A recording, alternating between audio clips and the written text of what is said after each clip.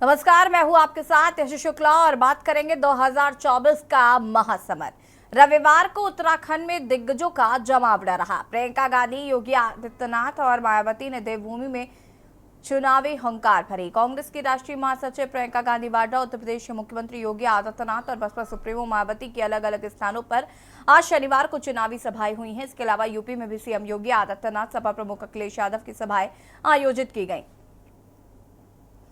प्रियंका गांधी वाड्रा ने 2 चुनावी सभाओं को संबोधित किया, तो वहीं उत्तर प्रदेश के मुख्यमंत्री योगी आदित्यनाथ भी हल्द्वानी में भाजपा प्रत्याशी केंद्रीय रक्षा राज्य मंत्री अजय भट्ट के समर्थन में चुनावी सभा करते नजर आए। प्रियंका गांधी ने दोपहर 12 बजे गढ़वाल संसदीय क्षेत्र के अंतर्गत पीएनजी राजकीय स्नातकोत्तर महाविद्यालय रामनगर के मैदान में पार्टी प्रत्याशी गणेश कोदियार के पक्ष में चुनावी सभा को संबोधित किया है। इसके बाद प्रियंका की दूसरी जनसभा हरिद्वार संसदीय क्षेत्र के रुड़की में 3 बजे आयोजित की गई। यह सभा डीएवी कॉलेज मैदान रुड़की में हुई। हरिद्वार संसदीय क्षेत्र से कांग्रेस प्रत्याशी वीरेंद्र रावत हैं। उत्तर प्रदेश के मुख्यमंत्री योगी आदित्यनाथ ने भी शनिवार को हल्द्वानी में दोपहर 12 बजे नैनीताल उधम सिंह नगर लोकसभा सीट से भाजपा प्रत्याशी केंद्रीय रक्षा राज्य मंत्री अजय भट्ट के समर्थन में चुनावी सभा की। लोकसभा के चुनावी समर में बसपा सुप्रीमो मायावती ने भी पार्टी के लिए बिगुल फूंका।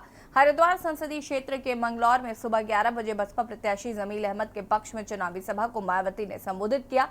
अगर अखिलेश यादव की बात की जाए तो अखिलेश यादव का आज पश्चिमी यूपी दौरा था। इस दौरान अखिलेश ने मेरठ, मुजफ्फरनगर और बिजनौर के नहटौर में जनसभा को संबोधित किया, जबकि सीएम योगी ने पीलीभीत और बिजनौर में जनसभा को संबोधित किया। कुल मिलाकर लोकसभा चुनाव को लेकर सभी दल प्रचार प्रसार पर जोर लगा रहे हैं और जैसे जैसे चुनाव की तारीख नजदीक आएगी वैसे वैसे चुनाव प्रचार और तेज होता जाएगा। रैली के दौरान नेताओं ने क्या कुछ कहा है वो भी आपको सुनाते हैं। 10 साल में 1 लाख किसानों ने देश में आत्महत्या की है। बताएं बीजेपी वाले लोग जो विश्व गुरु बनाने का सपना दिखा रहे हैं, बताओ 1 लाख किसान ने आत्महत्या की है कि नहीं की है? जहां किसान दुखी है, नाराज है, वहीं ये सरकार हमारे नौजवानों के साथ भी उनके भविष्य के साथ खिलवाड़ कर रही है। मैं यहाँ आ रही थी तो मैंने सोचा मैं सुनूं मोदी जी क्या कह रहे हैं। तो भाषण ढूंढा उनका, इंटरनेट पे खोला, सुनने लगी। मैंने देखा उत्तराखंड का भाषण होना चाहिए। मैंने सोचा चलो देखते हैं क्या कह रहे हैं मोदी जी।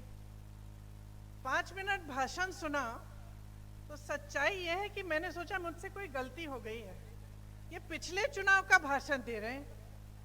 नहीं, सच बात है। तो मैंने तारीख देखी कि भाई गलती तो नहीं होगी पिछले। बहनों और भाइयों, मोदी जी के प्रति हम सबको आभार व्यक्त करना चाहिए।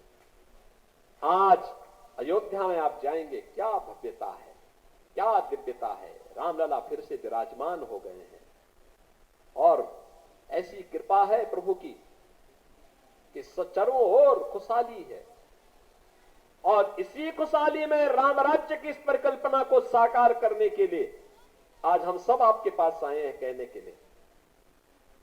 तीसरा कार्यकाल मोदी जी को दीजिए। अभी सुशांत सिंह कह रहे थे ना,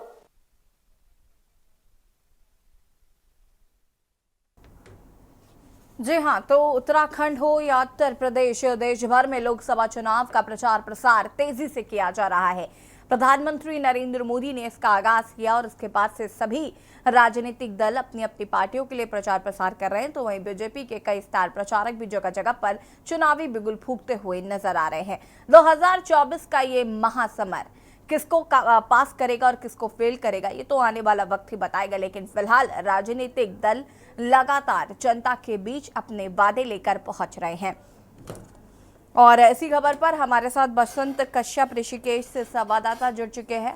बसंत, अगर हम आज ऋषिकेश की बात करें तो कल प्रधानमंत्री ऋषिकेश आए थे। उन्होंने एक तीर से 3 निशाने लगाने की कोशिश की, 3 लोकसभा सीटों को साधने की कोशिश की। जनता का क्या मूड है या जनता की क्या किन किन मुद्दों पर जनता जाने वाली है या विपक्ष का क्या कुछ एजेंडा जो है वो सेट है, उसको लेकर जानकारी क्या है? बिल्कुल, देखिए, जैसे प्रधानमंत्री नरेंद्र मोदी 11 अप्रैल को ऋषिकेश के आईडीपीएल ग्राउंड में पहुंचे थे, जहां उन्होंने मंच से हुंकार भरते हुए विपक्ष को आड़े हाथों लिया। वहीं प्रधानमंत्री मोदी ने भाजपा सरकार की और राज्य सरकार के कई कार्य योजनाओं के साथ साथ जो प्रधानमंत्री की महत्वाकांक्षी योजना उसका जिक्र करते हुए, जैसे ऋषिकेश कर्णप्रयाग रेलवे लाइन हो गई या फिर ऑल वेदर रोड जैसी कई महत्वपूर्ण जो महत्वाकांक्षी योजना उनका जिक्र करते हुए जनता से वोट की अपील की। साथ ही साथ तीनों लोकसभा जो सीटें हैं यहाँ पर उत्तराखंड के गढ़वाल की जो मानी जाती है तीनों लोकसभा सीटें, चाहे वो हरिद्वार लोकसभा सीट हो या फिर पौड़ी लोकसभा सीट हो या फिर टिहरी की लोकसभा सीट हो, तीनों लोकसभा सीटों को ऋषिकेश के सेंटर पॉइंट से साधने का प्रयास यहाँ पर प्रधानमंत्री ने किया है। साथ ही साथ जो कार्यकर्ता है उनमें एक जोश और ऊर्जा का संचार पैदा करके एक माहौल जरूर भारतीय जनता पार्टी के पक्ष में बना दिया। अगर हम विपक्ष की बात करें तो यही विपक्ष देखिए महंगाई, बेरोजगारी और भ्रष्टाचार जैसे मुद्दे को लेकर चुनाव मैदान में उतर चुकी है। आज प्रियंका गांधी ने भी रुड़की में एक डीएवी कॉलेज में जनसभा की है। जनसभा में उन्होंने भी वहां से हुंकार भरी और महंगाई, बेरोजगारी और भ्रष्टाचार जैसे मुद्दे को यहाँ पर जनता के बीच रखते हुए अपने पक्ष में और कांग्रेस के पक्ष में वोट की अपील की है। तो चुनावी समर में दोनों पार्टियां पूरी ताकत झोंक रही है और साथ ही साथ जो निर्दलीय प्रत्याशी है वो भी अपनी अपनी ताकत यहाँ पे चुनावी झोंक रहे हैं यहाँ पर। यसी बिल्कुल बसंत, अगर हम बात करें तो यहाँ पर फिलहाल राजनीतिक समीकरण क्या बनते नजर आ रहे हैं? इस बार कैंडिडेट जो है वो चेंज किए गए हैं और अगर हम बात करें तो किस तरीके से लोगों का भरोसा जीतने की कोशिश जो की जा रही है, तो किन मुद्दों पर जनता जाना चाहती है? देखिए बिल्कुल, देखिए अगर हम जनता की बात करें तो जनता केवल उन्हीं मुद्दों पर ध्यान देती है जो विकास के मुद्दे हों या फिर शिक्षा पर जनता का ध्यान जाता है, एजुकेशन पर ध्यान जाता है या फिर जमीनी हालात किस तरह के होने चाहिए उस पर, बेरोजगारी जैसे हो गई, महंगाई जैसे हो गई, इन तमाम मुद्दों पर जनता का अट्रैक्शन रहता है और जनता चाहती है कि जब जब सरकारें आए तो ये तमाम जो चीजें हैं, महंगाई हो गई, बेरोजगारी और अच्छी शिक्षा, अच्छा स्वास्थ्य, अच्छी सड़कें और अच्छा जो माहौल है वो जनता को मिले। इसी के लिए यहाँ पर जो वोट किया जाता है। आम चुनाव चल रहा है और 19 तारीख को उत्तराखंड में पहले दौर में ही चुनाव संपन्न हो जाएगा। 4 जून को हालांकि इसके नतीजे आएंगे। जनता ईवीएम में तमाम जो प्रत्याशी है उनके भाग्य का फैसला 19 अप्रैल को कैद कर देगी। जनता की अगर माने तो जनता तमाम जो मुद्दे हैं, चाहे वो विपक्ष हो या फिर सत्ताधारी पार्टियां, तमाम जो पार्टियां वो जनता के बीच जाकर अपने अपने वायदों को गिनवा रही है और वायदों का पिटारा भी लेकर आ रही है।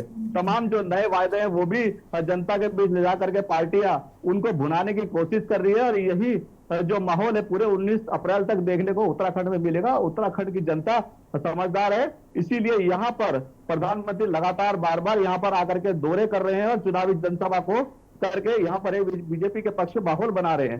देखिए यशी यहाँ पर पूर्व मुख्यमंत्री रमेश पोखरियाल निशंक का टिकट कटा है, तो साथ ही साथ तीरथ सिंह रावत का भी यहाँ पे टिकट कटा है। पौड़ी से दोनों ही जो लोकसभा सीटें हैं वो नए कैंडिडेट हैं, तो अब देखना है कि दोनों कैंडिडेट कितना भरोसा जीत पाते जनता का। बिल्कुल, देखिए त्रिवेंद्र सिंह रावत तो मुख्यमंत्री भी रहे हैं और विपक्ष ये सवाल उठाता रहा है कि अगर आपने उनको मुख्यमंत्री पद से हटाया और उनको मुख्यमंत्री पद के काबिल नहीं समझा तो आप उनको सफल सांसद कैसे समझ सकते हैं?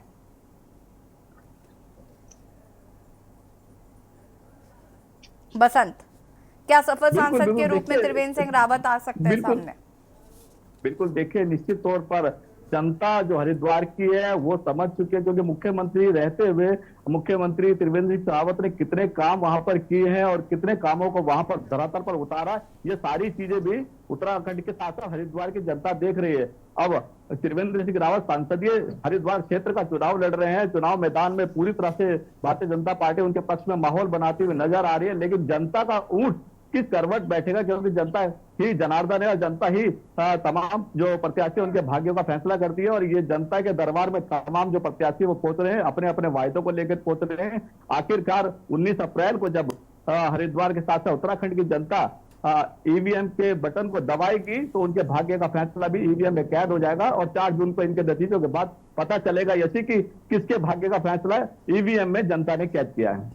आशु शर्मा जी संवाददाता हरिद्वार से हमारे साथ जुड़ चुके हैं। रतन डोबाजी वरिष्ठ पत्रकार भी हमारे साथ जुड़ चुके हैं। रतन जी, बहुत बहुत स्वागत है आपका।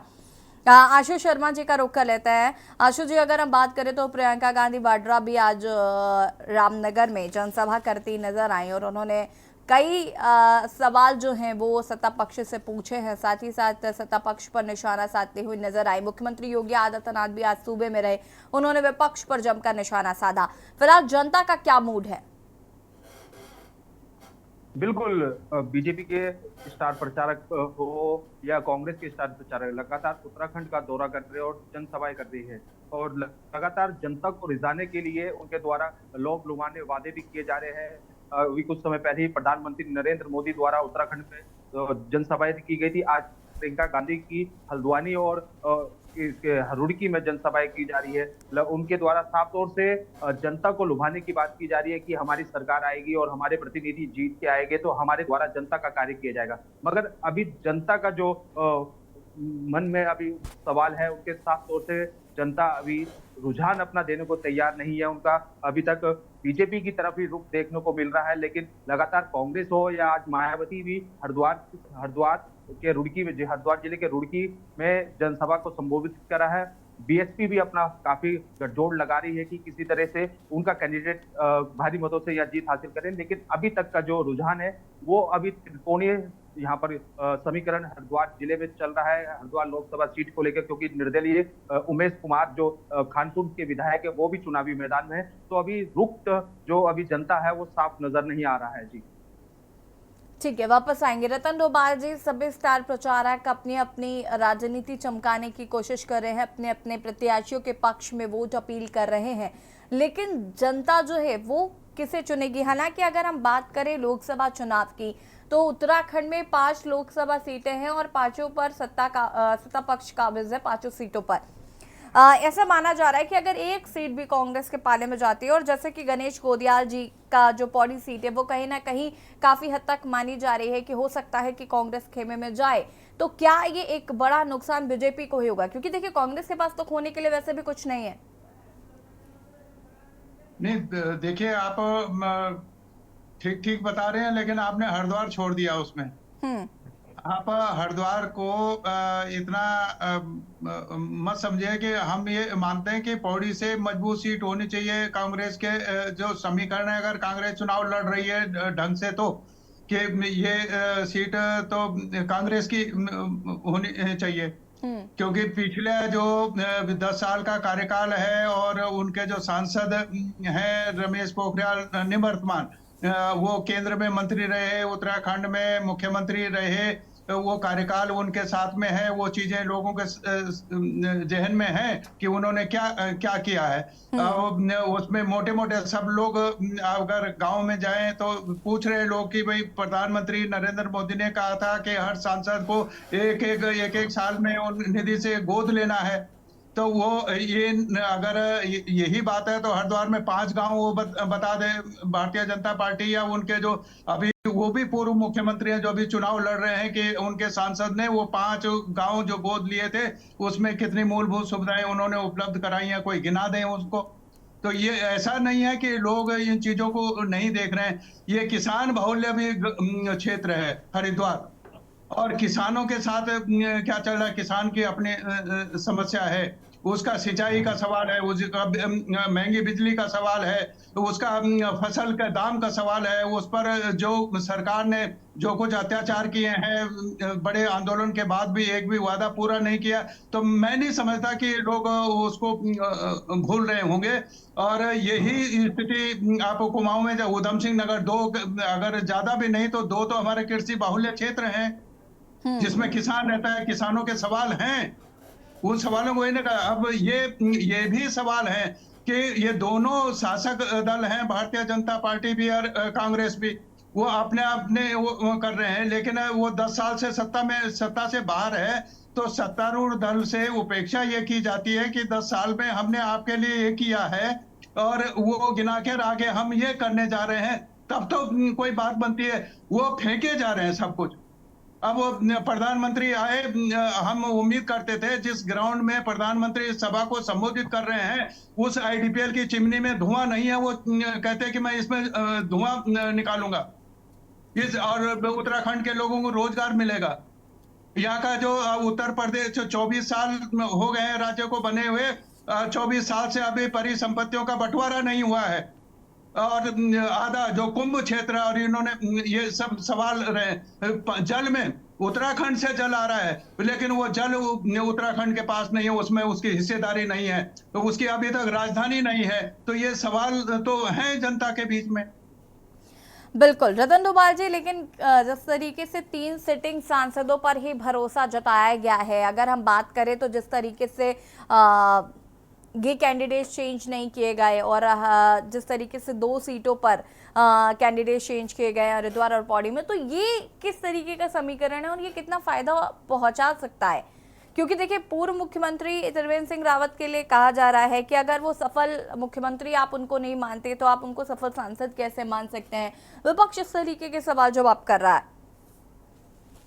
देखिए, ये बिल्कुल सवाल जवाब कर रहे हैं। मैं आपको बता दूं इस पर कि अभी यहाँ पर मैं खुद जो उनके प्रत्याशी हैं, यहाँ प्रेस क्लब में संवाद कार्यक्रम आयोजित किया गया था। मैंने उनको उसमें भी याद दिलाया कि आप 2017 में शपथ लेने के बाद आपने उसके बाद 5 जुलाई 2017 को पहली एक समीक्षा बैठक की थी आवास विभाग की, और उसमें कहा था कि उत्तराखंड हरिद्वार ऋषिकेश में जाम लगता है, यात्री आते हैं और उत्तराखंड राज्य की बदनामी होती है। लेकिन वो आपने तय किया 2 पार्किंग आप ऋषिकेश में बनाएंगे, 4 हरिद्वार में बनाएंगे। कोई एक ईंट रखी है आपने?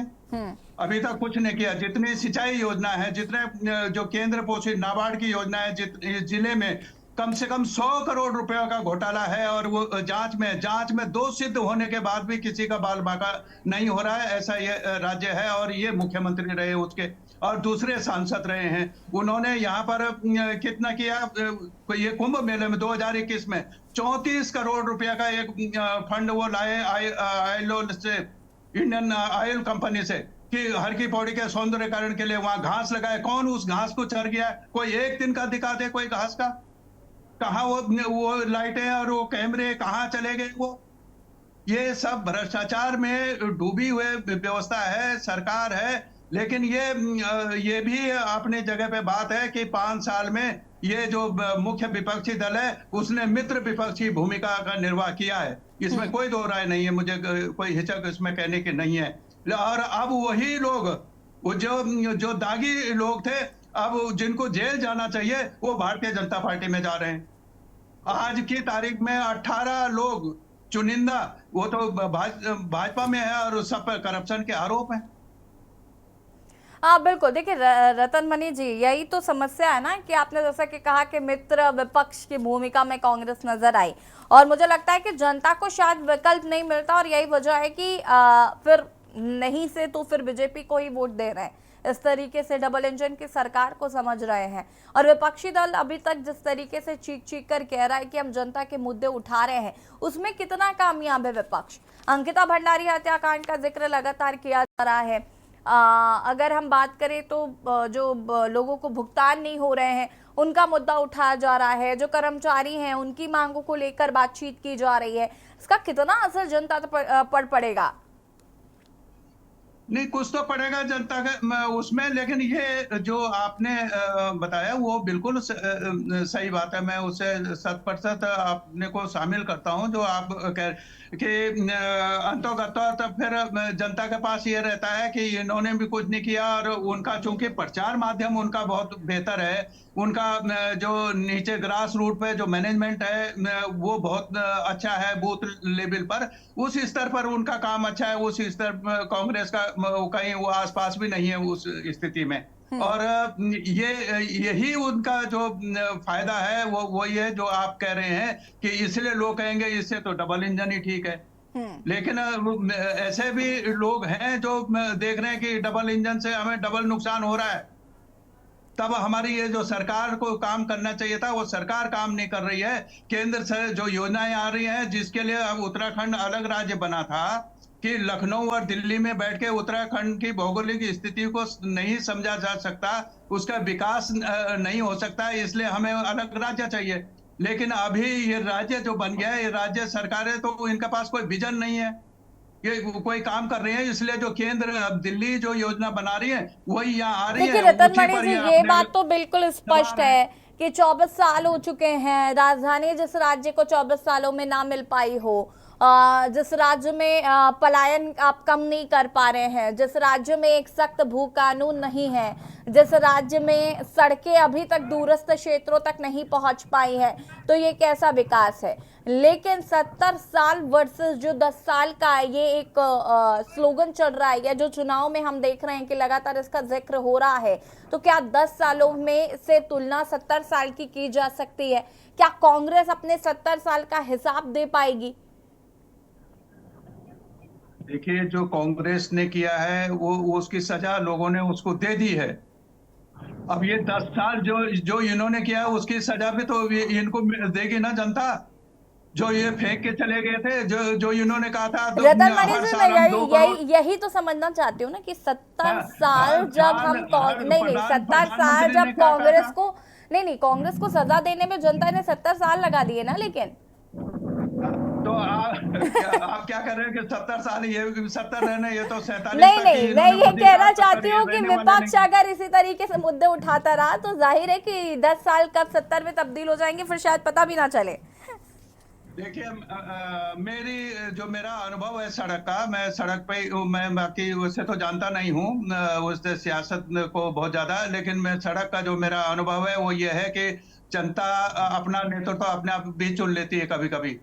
वो ये जो परंपरागत रूप से भाजपा है, कांग्रेस है या कोई और दल है, लोग अपना नेतृत्व भी चुन लेते हैं। हाँ। वो ढूंढ लेते हैं जब वो उनके सवाल आते हैं। तो अगर ये नहीं काम करेंगे तो लोग अपना नेतृत्व बना लेंगे। लोग नहीं, लेकिन अब मुझे लगता है कि जनता ज्यादा स्मार्ट हो गई है। अभी जनता अपने काफी मतलब प्रोग्रेसिव सोच हो गई है, और अब मुद्दे भी थोड़े से अलग हो गए हैं। थोड़ा सा डिजिटलाइजेशन जो कहा जाता है कि हम 10 साल में लेकर आए हैं, ये सारा असर भी देखने को मिलेगा। ठीक है डोभाल जी, वापस आते हैं आपके पास। बसंत कश्यप जी, कितना परिवर्तन जो है वो ऋषिकेश में देखने को मिला, क्योंकि ये बहुत महत्वपूर्ण हो जाता है जब आपके कैंडिडेट्स इसलिए बदल दिए जाते हैं और किसी और पर भरोसा जताया जा रहा है कि जाहिर है आपके पुराने प्रत्याशी ने काम नहीं किया, तो उसका कितनी वानगी देखने को ऋषिकेश में मिल रही है, और क्या जनता वाकई बदलाव की बूंद में? देखिए, निश्चित तौर पर प्रधानमंत्री के लगातार दौरे, उत्तराखंड में ताबड़तोड़ चुनाव प्रचार, स्टार प्रचार को द्वारा भारतीय जनता पार्टी का किया जा रहा, और इस सीट बदलना, क्योंकि महत्वपूर्ण बात है, जब भारतीय जनता पार्टी का निचले स्तर पर जो मैनेजमेंट है वो पूरी तरह से सक्रिय होता है, तो तमाम जो सर्वे वो कराए जाते हैं चुनाव से पहले, और चुनाव से पहले सर्वे में कहीं ना कहीं रमेश पोखरियाल निशंक का जो कार्य है वो उसको लेकर के जनता में नाराजगी रही होगी। उसी के कारण यहाँ पर त्रिवेंद्र सिंह रावत को यहाँ पर दोबारा चुनाव मैदान में उतारा गया। इसी तरह तीरथ सिंह रावत जो है वो पौड़ी में जनता के बीच जाकर के जनता संवाद नहीं कर पाए होंगे, यही कारण रहा होगा कि पौड़ी में अनिल बलूनी को चुनाव मैदान में उतारा। तो तमाम जो चीजें जो मैनेजमेंट है भारतीय जनता पार्टी का वो सटीक है, इसी वजह से वो जो कैंडिडेट विनिंग कैंडिडेट होना चाहिए उसी को चुनाव मैदान में उतारा जाता है। इसलिए दोनों जो टिकट है हरिद्वार के और पौड़ी के, दोनों टिकट चेंज किए गए हैं, दोनों पर नए प्रत्याशी चुने गए हैं, क्योंकि जनता में खासकर नाराजगी देखने को मिल रही थी। और साथ ही साथ देखिए, मैं बता दूं, जैसे जहां ये प्रधानमंत्री नरेंद्र मोदी की जनसभा और महारैली हुई है जिसमें हजारों की संख्या में कार्यकर्ता और जन सैलाब देखने को मिला, वहां पर एक बड़ा मुद्दा है आईडीपीएल को रिवाइवल करने का, क्योंकि पिछले दिनों से लंबा संघर्ष चला जा रहा है कि आईडीपीएल लगातार जो यहाँ पर लोग हैं वो यही कह रहे हैं कि आईडीपीएल को दोबारा से शुरू किया जाए, ताकि जो यहाँ पर रहने वाले लोग हैं उन्हें घर मिल सके, उन्हें रोजगार मिल सके, और उन्हें जो यहाँ पर रहते हैं उनको तमाम जो सुविधाएं मिल सके। लेकिन सरकार अब पूरी तरह से इस मूड में नहीं है। अब कोर्ट में मामला विचाराधीन है, कोर्ट न्यायालय में मामला विचाराधीन है, इसी कारण से लोग यहाँ पर रह रहे हैं।